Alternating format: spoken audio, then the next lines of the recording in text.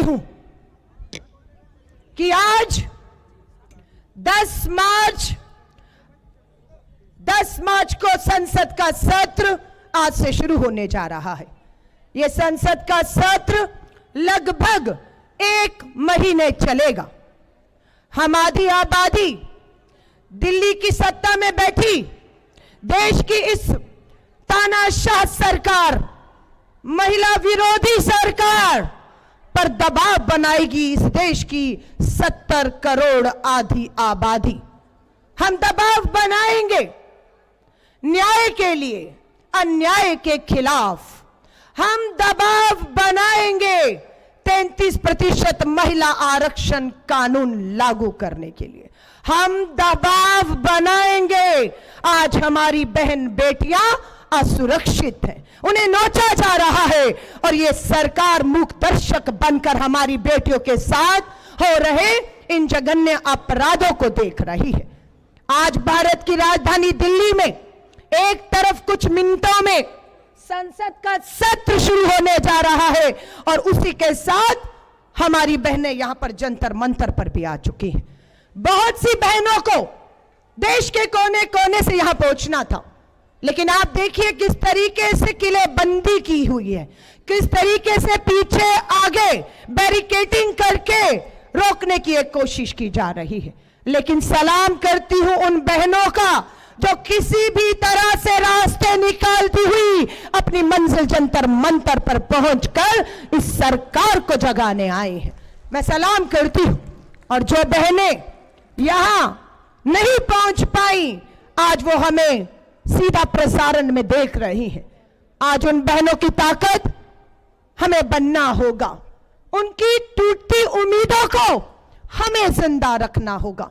अभी 8 मार्च हम लोगों ने अंतर्राष्ट्रीय महिला दिवस मनाया।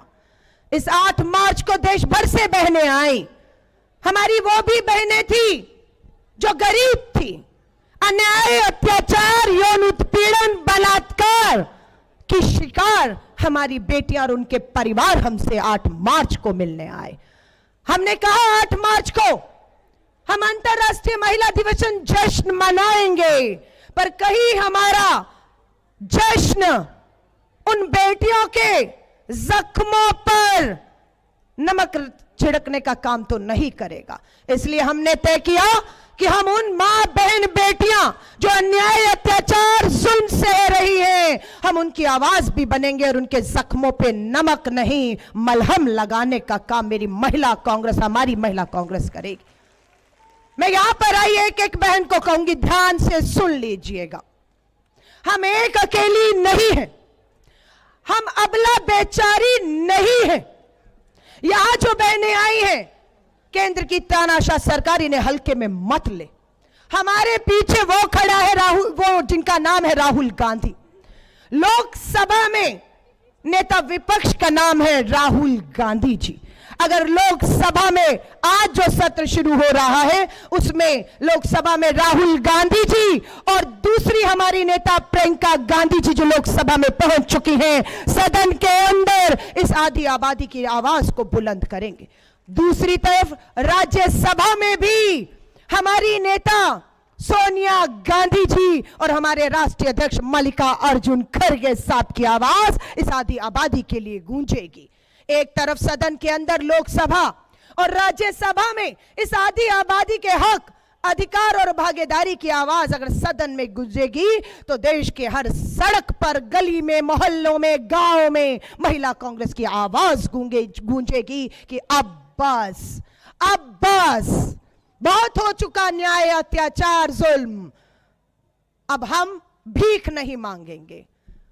हमने 20 साल लड़ाई लड़ी, आंदोलन हुए, बहुत सी महिला नेताओं ने आंदोलन किए, तब ये महिला आरक्षण कानून पास हो पाया है। हमारी नेता सोनिया गांधी जी यूपीए की चेयरपर्सन रही, डॉक्टर मनमोहन सिंह जी हमारे बीच में नहीं रहे, उनके दौरान महिला आरक्षण कानून पे चर्चा हुई और राज्यसभा में पास कर दिया गया। लोकसभा में बहुमत नहीं था, पर केंद्र में ऐसी सरकार आई भाजपा की जिसके पास लोकसभा में पूर्ण बहुमत था। हम बार बार कहते रहे 10 साल तक आप लाइए इस बिल को लोकसभा में, कांग्रेस समर्थन करेगी और महिलाओं को हक दीजिए।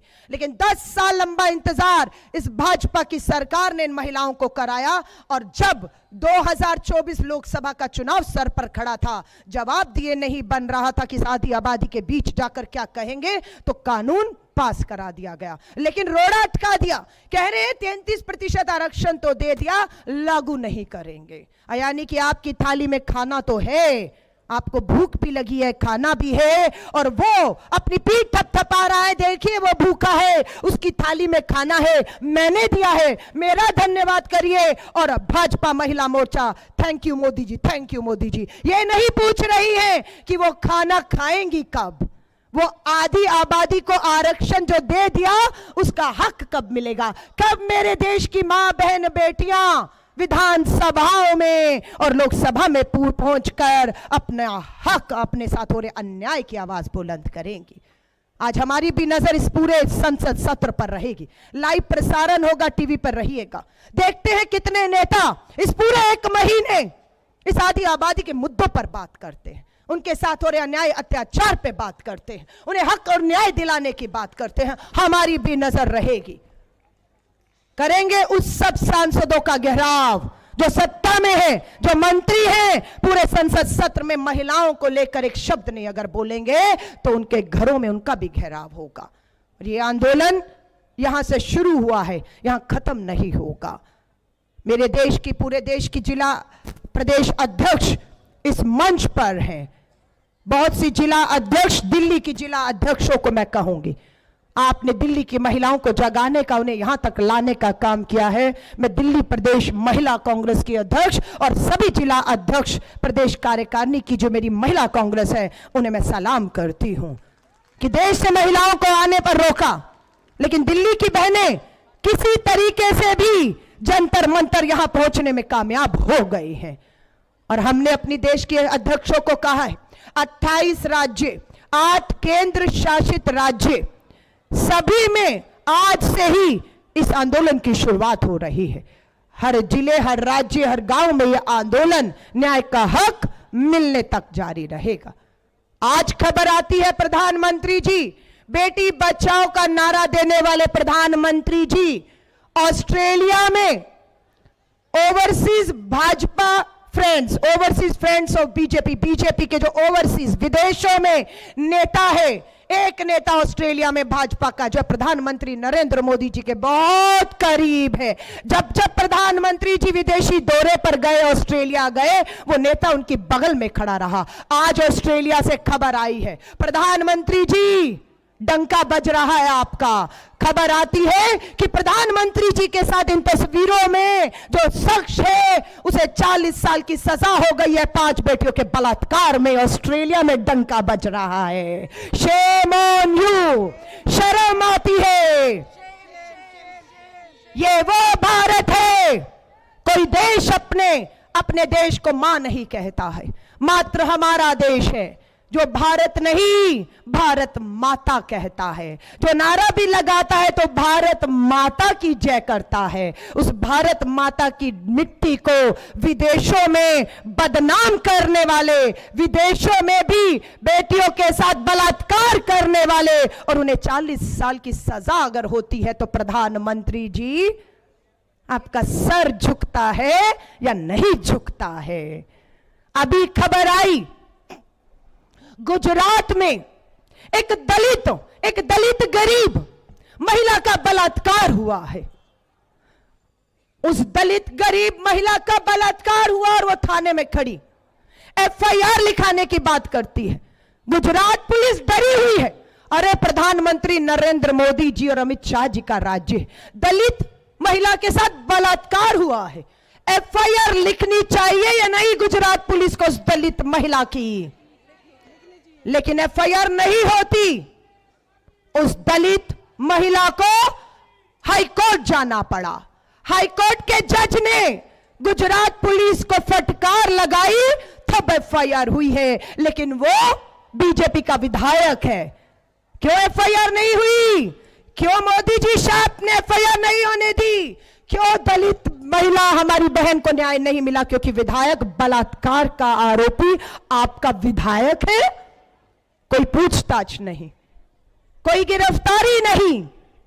सत्ता के नशे में इतना चूर है कि हमारी मां बहन बेटियों को भी नहीं छोड़ रहे। ये सत्ता में बैठे लोग तो जो बाहर हैं, उनसे कैसे उम्मीद की जाए कि हमारी बेटियों की तरफ अच्छी नजर से वो देखें। आज मैं आप सभी से हाथ जोड़कर कहूंगी, इस मुद्दे की गंभीरता को मेरी मंच पे खड़ी मेरी महिला कांग्रेस की देश की नेताओं और आपको समझना होगा। अगर आप में गंभीरता नहीं है, आपका खून अगर नहीं खोल रहा है इन मासूम 4 साल 5 साल बच्चियों के बलात्कार पर, और आप खामोश रहती हैं, तो मैं माफी चाहूंगी। आप आधी आबादी के साथ इस सत्ता, इस कुर्सी पर बैठ के धोखा करती हैं। आप अध्यक्ष हैं, आप जिला अध्यक्ष हैं, आपके राज्य में हो रहा है ये सब कुछ, और आपकी आवाज अगर नहीं गूंजेगी, घरों से आप नहीं निकलेंगी, उन नाबालिग बेटियों को जो अस्पताल में लहूलुहान पड़ी है, सामूहिक बलात्कार का शिकार है, उनसे नहीं मिलेंगी, तो मैं कहूंगी आपका राजनीति में होना, आपको इन पदों पर होना, मुझे लगता है ये बेकार है। ये बेकार है क्योंकि इस आधी आबादी ने महिला कांग्रेस से अपनी उम्मीदें जोड़ रखी हुई हैं। 8 मार्च को हमने कार्यक्रम किया, कल रविवार 9 तारीख थी। यहां यह कार्यक्रम कि आज ही संसद सत्र का घेराव करना है।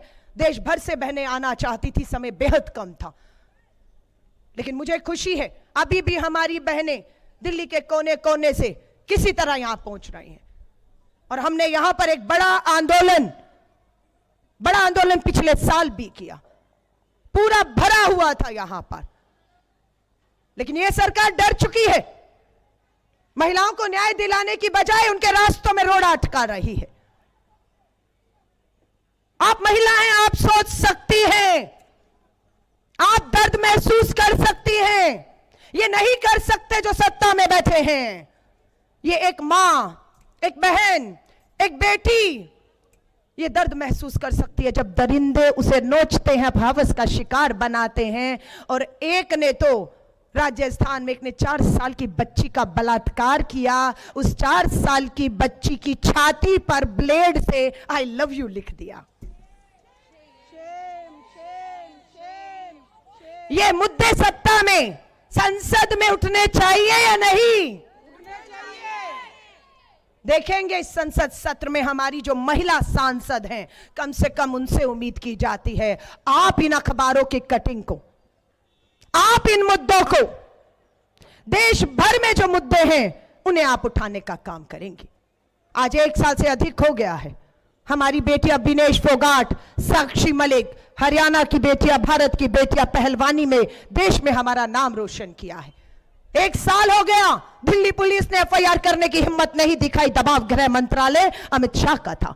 एफआईआर नहीं की दिल्ली पुलिस ने, दबाव में हमारी बेटियां सुप्रीम कोर्ट गई। सुप्रीम कोर्ट के आदेश फटकार पे भाजपा के सांसद, जो तब सांसद था ब्रजभूषण शरण के खिलाफ एफआईआर हुई। लेकिन 1 साल हो गया है, 1 साल हो गया है, दिल्ली पुलिस ने भाजपा के पूर्व सांसद को, अरे तब तो सांसद था, अब तो पूर्व हो गया है, अब तो हिम्मत दिखाइए, बुलाइए, पूछताछ करिए और बेटियों को न्याय दीजिए। लेकिन ये हिम्मत नहीं हो रही है।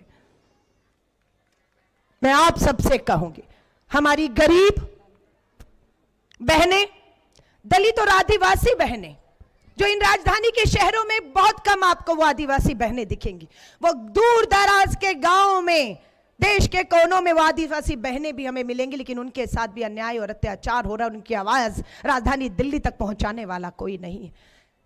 क्या हम उनकी आवाज बन सकते हैं? क्या हम अपनी देश की उस आधी आबादी की आवाज बन सकते हैं?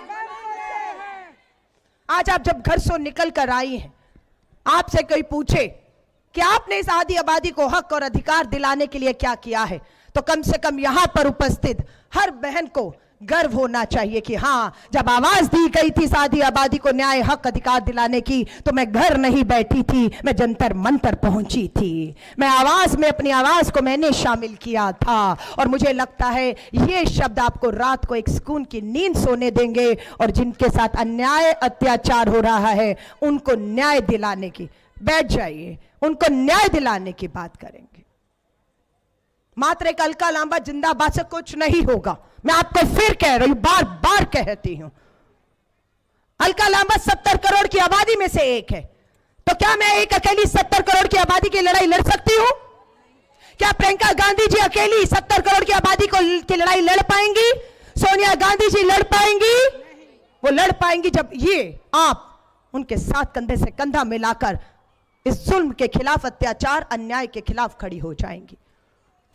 आज हमारा महिला कांग्रेस का ऐलान है यहां से कि हम केंद्र की भाजपा सरकार और देश की महिला राष्ट्रपति द्रौपदी मुर्मू जी हाथ जोड़कर पूरे आदर सम्मान के साथ आपको भी निवेदन करते हैं। अखिल भारतीय महिला कांग्रेस ने देश की राष्ट्रपति को पत्र लिखे हैं, मिलने का समय मांगा है। आज 1 साल से अधिक हो गया है। देश की राष्ट्रपति जी हम इंतजार कर रहे हैं। बुलाइए, हमें नहीं तो उन्हें बुलाइए जिनके लिए हम आपसे समय मांग रहे हैं। वो महिलाएं अन्याय, अत्याचार, जुल्म, शोषण की शिकार हैं, उन्हें न्याय नहीं मिल रहा है। कम से कम राष्ट्रपति जी अपने राष्ट्रपति भवन के जो दरवाजे हैं उन चंद महिलाओं के लिए खोल दीजिए, आपसे मिले ताकि उनकी न्याय की उम्मीद मरे नहीं। अभी भी मुझे पूरी उम्मीद है देश की राष्ट्रपति हमें जरूर समय देंगी, हमें बुलाएंगी। देश के 28 राज्य और 8 केंद्र शासित राज्यों के दौरे करके आई हूं। अंडमान निकोबार आइलैंड, छोटा सा द्वीप समूह से भी होकर वहां पर 5000 महिलाओं ने हमारी सदस्यता ली। 500 बहनों से वहां पर भी मिलकर आई हूं और अभी फिर निकल जाऊंगी। पूरा चेन्नई, पौंडीचेरी, गुजरात, राजस्थान, गोवा, दिल्ली, बिहार होते हुए दोबारा 15 दिन के बाद लौटूंगी। लेकिन इन 15 दिनों में यह सरकार ये मत समझे, अलका लांबा और महिला कांग्रेस जहां जहां जाएगी वहीं वहीं इस तरह के आंदोलन करके देश भर में दबाव संसद में बनाएंगे, संसद में बनाएंगे। मैं यहां पर आई, बहुत सी गरीब, मजदूर, आम महिलाएं जो जुल्म, अन्याय, अत्याचार, अपमान सहती हैं, लेकिन एक उम्मीद से मेरी वो बहनें भी यहां पर आई हैं। मैं आपसे सिर्फ इतना कहूंगी, एक नाम, एक नंबर लिख लीजिएगा। नाम है अखिल भारतीय महिला कांग्रेस और एक नंबर आपको हम देंगे, रखिएगा। कहीं जुल्म हो, अन्याय हो, अत्याचार हो, अपमान हो, पुलिस में सुनवाई ना हो रही हो, आपके मान सम्मान को ठेस पहुंच रही हो, चुप मत बैठिएगा, आवाज उठाइएगा। आपकी एक आवाज के पीछे हजारों आवाजें गूंजने लग जाएंगी और इस सत्ता की दीवारों को हिला देंगे, हिला देंगे।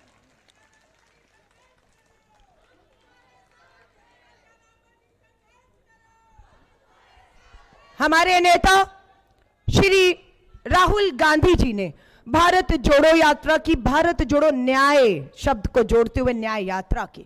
उस भारत जोड़ो न्याय यात्रा में नारी न्याय, मेरे नेता राहुल गांधी जी ने नारी न्याय की बात की। उस नारी न्याय में 3 पहलू, आर्थिक न्याय, राजनीतिक न्याय और सामाजिक न्याय की मेरे नेता राहुल गांधी जी ने बात की है। हम आज अपने नेता श्री राहुल गांधी जी को, हमारे अध्यक्ष मल्लिकार्जुन खड़गे साहब को विश्वास दिलाते हैं कि आज देश भर में 5 लाख से अधिक बहनें हमारी सदस्य बनी हैं। पिछले 6 महीने में 5 लाख बहनों ने हमारी सदस्यता ली है, वो हमसे जुड़ चुकी हैं और ये सिलसिला रुकेगा नहीं, ये सिलसिला पूरे देश में जाएगा और लाखों बहनों को जोड़कर हम उन्हें लीडरशिप ट्रेनिंग कार्यक्रम भी दे रहे हैं। हर महीने हम 50 महिलाओं का चयन करते हैं। उन महिलाओं को हम 3 दिन तक उनके नेतृत्व, उनकी शक्ति, उनकी ताकत, उनके हक अधिकार, चाहे कानून हो, संविधान हो, उनके हक अधिकार बताकर उन्हें सशक्त कर रही हैं, उनका सहारा बन रही हैं, उन्हें ताकत दे रही हैं। ये महिला कांग्रेस कर रहा है। आप में से किसी बहन को लगे कि मुझे महिला कांग्रेस की सदस्य बनना है, मुझे जिम्मेदारी दीजिए, मैं घर नहीं बैठ सकती, अगर घर की जिम्मेदारियां हैं तो मैं वो भी कर लूंगी, लेकिन मुझे इस आधी आबादी की आवाज में शामिल होना है। और वही महिला शामिल हो सकती है जिस महिला ने अपनी जिंदगी में कभी कोई अपमान, अन्याय, अत्याचार, जुल्म सहा हो, वही दर्द महसूस कर सकती है, वही दर्द महसूस कर सकती है उन महिलाओं का जिनकी लड़ाई लड़ने के लिए हम घरों से निकलने की ठान चुके हैं। मैं सिर्फ आपसे हाथ जोड़कर कहूंगी, इन मुद्दों की गंभीरता को हमें समझना होगा। कोई राज्य ऐसा नहीं है जहां पर हमारी मां बहन बेटियां सुरक्षित हो। भारत की राजधानी दिल्ली में ही रोज मैं आपसे बात कर रही हूं, शाम तक 3 बेटियां, जिसमें एक नाबालिग बेटी के साथ बलात्कार होता है या हो चुका होगा शाम तक।